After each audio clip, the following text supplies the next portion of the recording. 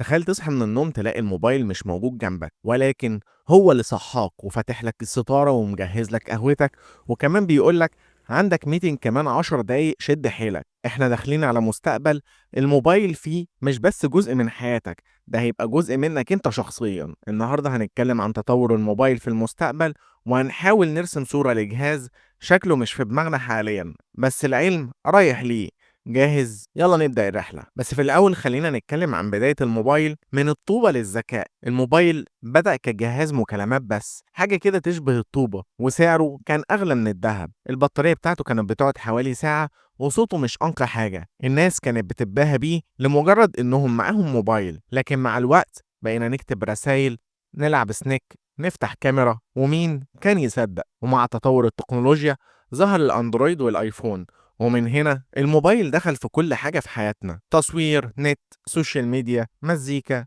شغل، تعليم. والموبايل بقى هو الحياة. الموبايل النهاردة معجزة في جيبك. دلوقتي الموبايل اللي في جيبك بيعمل أكتر من اللي الكمبيوتر كان بيعمله من 10 سنين. كاميرا بجودة سينمائية، وشاشات أوليد، وشحن سريع، وبصمة وجه، وذكاء اصطناعي، وحتى بيصور بالقمر الصناعي. وهنا يجي سؤال: هل ده آخر التطور؟ في الحقيقة لأ، لأن موبايل المستقبل هيبقى شكل جديد خالص. في المستقبل القريب بإذن الله الموبايل ممكن يكون شكله مختلف تماما.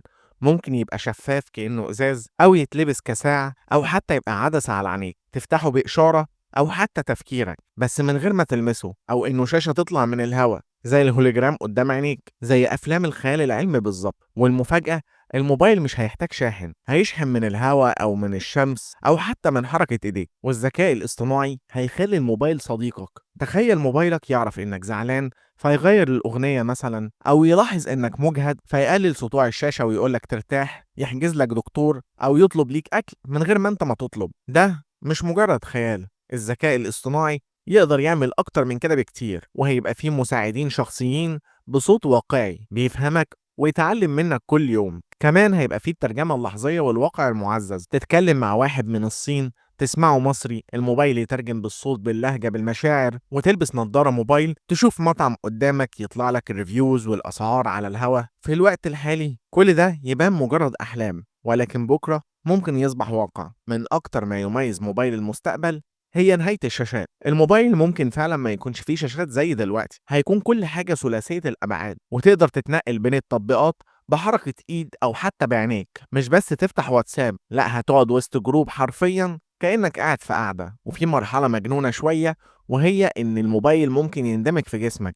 العلماء شغالين على اجهزة تتزرع في جسمك زي الشريحة، تبقى بتفكر فتلاقي المعلومة في دماغك، تغمض عينيك تشوف الشاشة. الموبايل مش بس في جيبك، ده هيبقى جواك. فهنا في سؤال: هل احنا كبشر مستعدين لده؟ الموبايل بيتطور بسرعة مرعبة، واحنا لازم نكون مستعدين.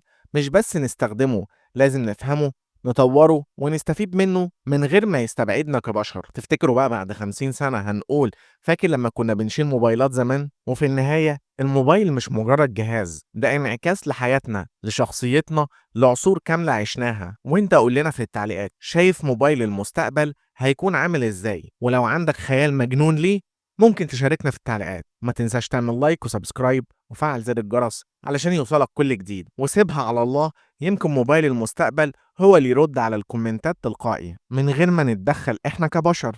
وارد ولا مش وارد؟ فعلا وارد. وبس كده، دعمك ليا لايك وشير، ولو انت على اليوتيوب اشترك في القناة، وما تنساش تشوف الحلقات اللي فاتت.